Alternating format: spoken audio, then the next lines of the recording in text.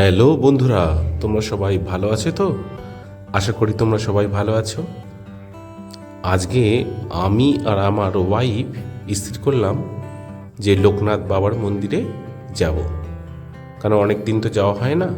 তাই তাই আমরা বাবা লোকনাথের মন্দির মানে চাকলায় যাওয়ার মনস্থির করলাম। তো সেই মতো আমরা চাকলায় চলে আসলাম। বাবা লোকনাথ একজন ব্রহ্মচারী ছিলেন। বাবা লোকনাথ একজন হিন্দু সিদ্ধ পুরুষ ছিলেন। হিন্দু ধর্মানুসারীদের নিকট লোকনাথ ব্রহ্মচারী অত্যন্ত পূজনীয় ব্যক্তিত্ব। তিনি দেহত্যাগের পূর্ব পর্যন্ত বাংলাদেশের নারায়ণগঞ্জের সোনারগাঁওয়ের বারদী আশ্রমে অবস্থান করেছিলেন।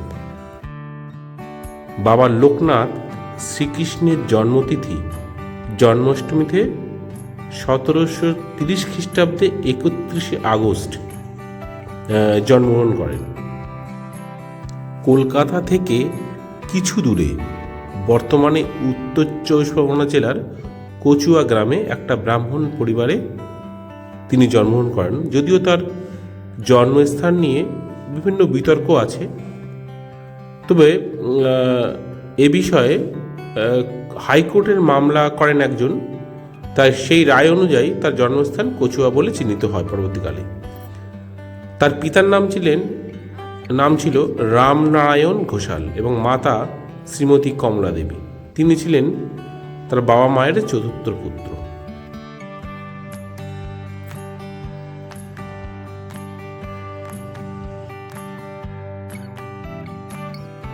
তাহলে লোকে বলবে যে চাকলাটা কি তাহলে, এখানে বাবা লোকনাথের মন্দির কেন?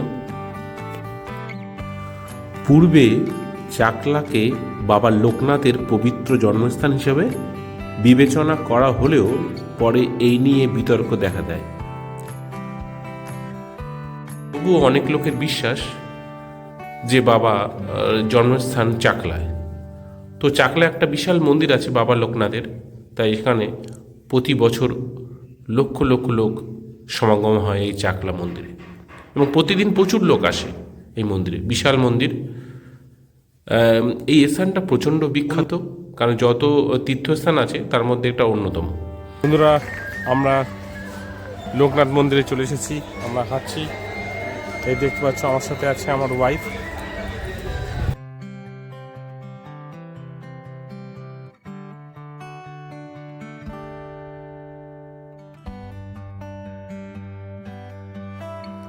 বন্ধুরা, তোমরা জানো যে চাকলা কোথায় অবস্থিত? এটি ওয়েস্ট বেঙ্গলের উত্তর চব্বিশ পরগনা জেলায় অবস্থিত। এখানে আসার সবচেয়ে সহজ উপায় যেটা হচ্ছে, ট্রেনে করে আসলে শিয়ালদা বনগাঁ লোকাল ধরবে এবং ওখান থেকে গুমা স্টেশনে পৌঁছাবে, গুমা রেলওয়ে স্টেশন। ওখান থেকে তোমাদের 30 মিনিট লাগবে এখানে আসতে। আর তাছাড়া তোমরা যদি কারোর যদি আশেপাশে অঞ্চলে বাড়ি হয়, তাহলে তোমরা বারাসাতে আসবে, বারাসাত থেকে বেড়াচাপা আসবে, বেড়াচাপা থেকে 10 থেকে 15 মিনিট লাগবে অটো বা টোটো ধরে তোমরা চলে আসতে পারবে।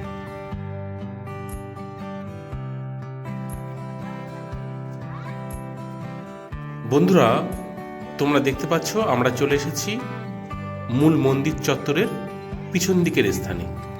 এই জায়গাটায় দেখতে পাচ্ছ কত দূর পর্যন্ত লাইন আছে, লোকেরা দাঁড়িয়ে আছে। অ্যাকচুয়ালি এই জায়গাটায় বাবার ভোগ প্রসাদ বিতরণ হয়, তাই লোকেরা এত সমাগম হয়েছে এই জায়গাটায় বাবার ভোগ প্রসাদ পাওয়ার জন্য।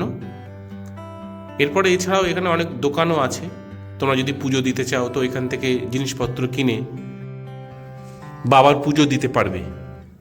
তাছাড়া তোমরা দেখতে পাচ্ছ এই একটা বড় বট গাছ দেখা যাচ্ছে। এই গাছে অনেকে তার মনের আশা পূর্ণ করার জন্য ঢিল বেঁধে রাখে, এছাড়া সুতোও বেঁধে রাখে। তো অনেকের আশা হয়তো পূর্ণও হয়ে যায়।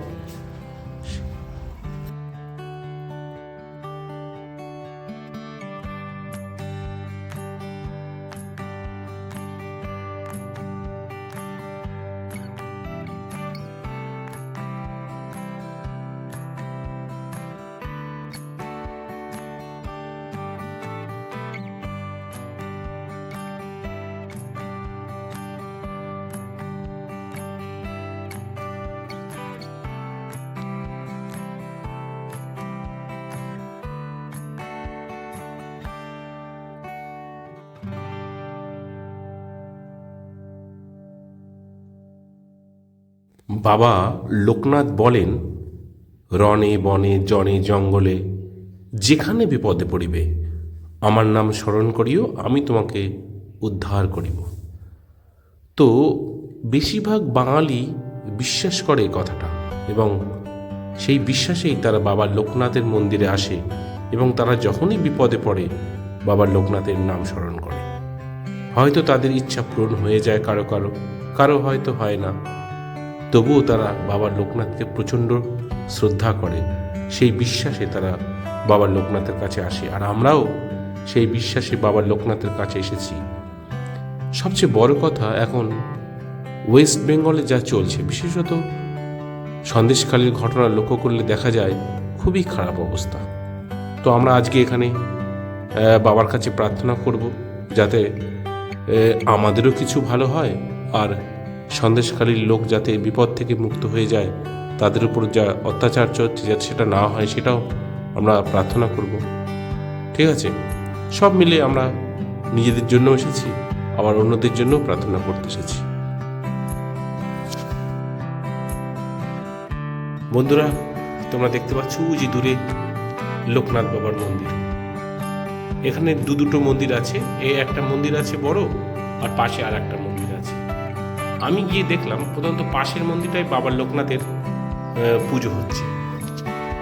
তো চলো বন্ধুরা, দেখা যাক মন্দিরগুলো কেমন। আমি সুন্দরভাবে ফটো তুলেছি, ভিডিও রেকর্ডিং করেছি তোমাদের জন্য, তোমরা দেখতে থাকো।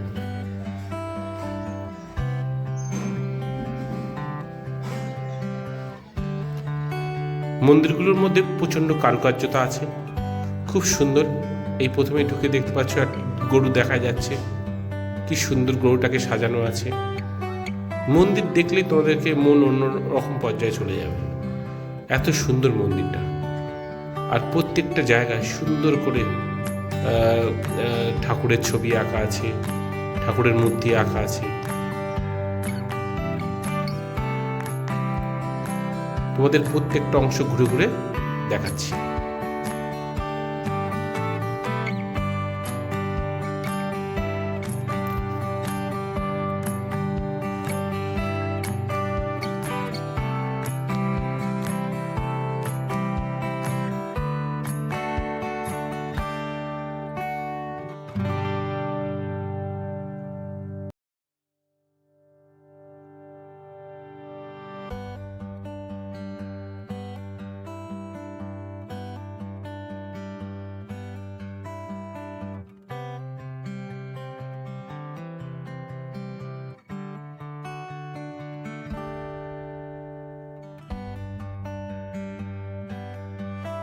বন্ধুরা, তোমরা এখন দেখতে পাচ্ছ বাবা লোকনাথের মূর্তি। যেহেতু এখন মন্দিরটা বন্ধ আছে, তাই গ্রিলের উপর ভিতর থেকে আমি ছবি তুলে তোমাদেরকে দেখাচ্ছি। দেখতে থাকো। এই যে বাবা লোকনাথে দেখা যাচ্ছে। জয় বাবা লোকনাথ।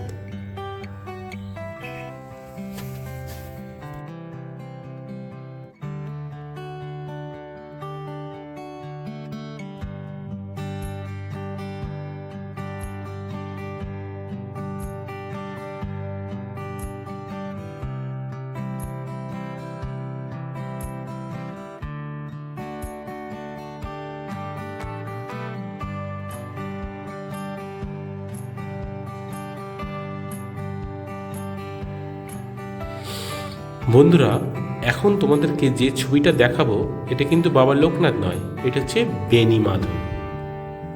এই ছবি দেখানোর পর তোমাদেরকে নিয়ে যাব মূল মন্দির চত্বরে,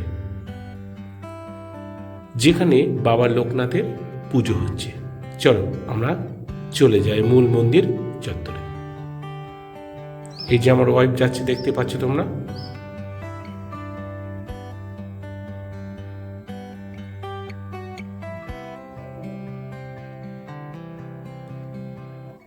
এই মন্দিরটা দেখতে পাচ্ছ, এটা হচ্ছে সেই মন্দির যেখানে বাবা লোকনাথের পুজো হচ্ছে। হয়, দেখে নাও, মূল মন্দির চত্বর।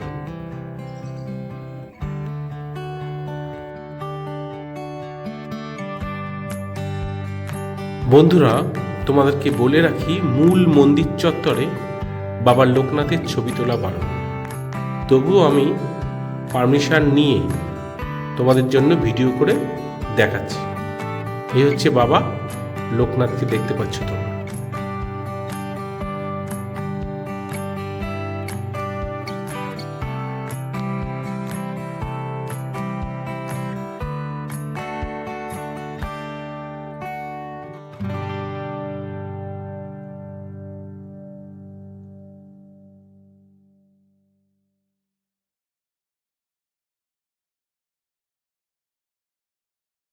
বন্ধুরা, তোমাদের যদি কারো মন খারাপ থাকে, মন বিষণ্ণ থাকে, মনে কোনো কষ্ট থাকে, অবশ্যই বাবা লোকনাথের কাছে আসবে আর তোমার মনের কথা খুলে বলবে।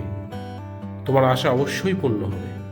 কারণ এটা সবাই বিশ্বাস করে যে বাবা লোকনাথ বলে রেখেছেন, প্রথমেই বলেছি, রনে বনে জনে জঙ্গলে যেখানেই বিপদে পড়িবে বাবা লোকনাথকে স্মরণ করবে। বাবা লোকনাথ নিজে এই কথা বলেছেন, অতএব তুমি সেই বিপদ থেকে উদ্ধার হয়ে যাবে।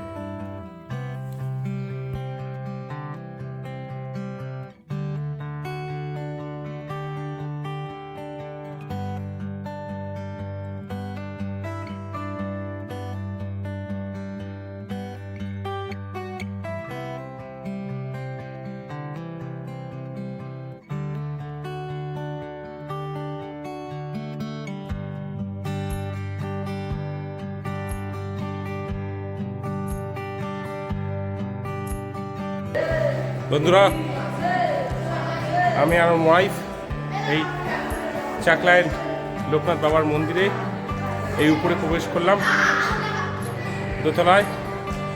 এখান থেকে দেখাচ্ছি তোমাদেরকে, দেখো।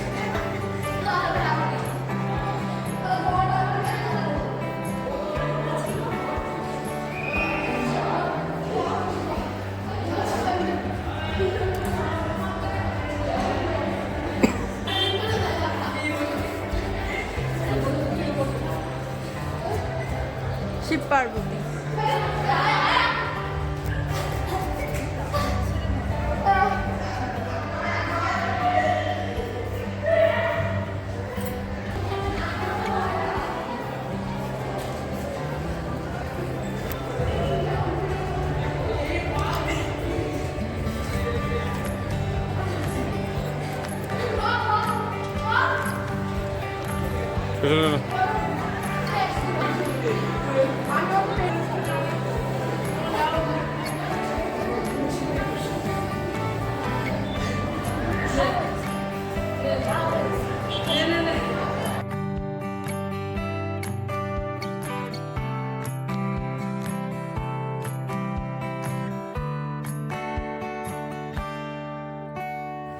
হ্যালো বন্ধুরা, এতক্ষণ ধরে তোমাদের সঙ্গে আমি ছিলাম, আমি দিলীপ বিশ্বাস, আর আমার চ্যানেলের নাম সুমিমেন।